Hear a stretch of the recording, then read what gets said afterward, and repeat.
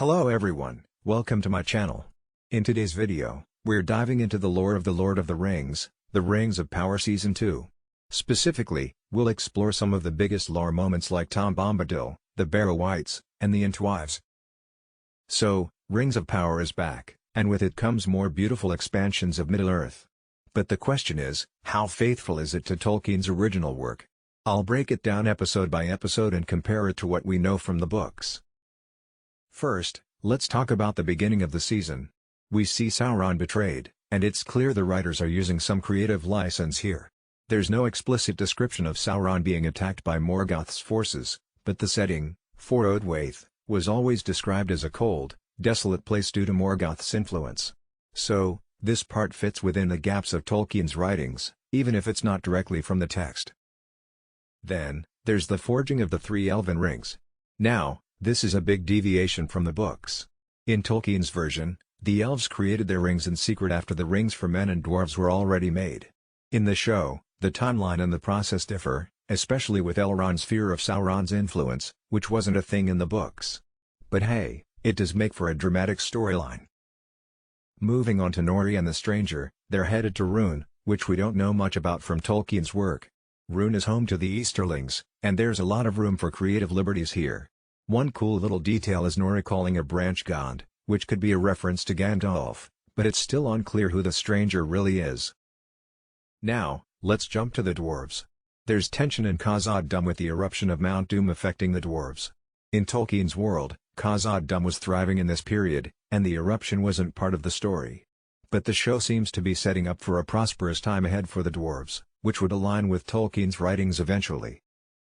Galadriel's vision is another interesting moment. She has foresight in the show, but Tolkien didn't associate her powers with the ring Nenya. In the books, she uses Nenya for preservation and concealment, not foresight. This might just be an interpretation of her growing power, though, as she learns to master the ring's abilities. And speaking of new characters, Halbrand transforms into Annatar, the Lord of Gifts. While Halbrand is a creation of the show, Annatar is straight out of Tolkien's lore. He's Sauron's disguise as a benevolent guide to the elves, so this part of the story lines up well with the source material. Now, let's talk about Pelargir. This is a key location for the Númenóreans in Tolkien's work, but the show is setting it up as a place for survivors right now. It's not quite what Tolkien wrote, but it seems like they're building up to that faithful version. Pharazôn's rise to power is a bit different, though. In the books, he forcibly marries Miriel to take the throne, but the show skips over that uncomfortable part and instead focuses on Pharazôn's political maneuvering. This change might be for the better, but it does stray from the original. Now, here's a fun one, Tom Bombadil. In the show, he helps the stranger and talks about his powers. This mostly fits with Tolkien's vision of Tom as a mysterious and powerful being, though there's a little deviation when it comes to the explanation of wizards like the stranger. According to Tolkien, there were only 5 wizards, and none of them were evil at this point. Finally, we see an Entwife. This is huge, as Tolkien never wrote about what happened to the Entwives. Seeing one on screen is a creative addition that fits into the world, and it's really exciting for fans of the lore. So, that's my breakdown of some of the major lore moments in Rings of Power Season 2.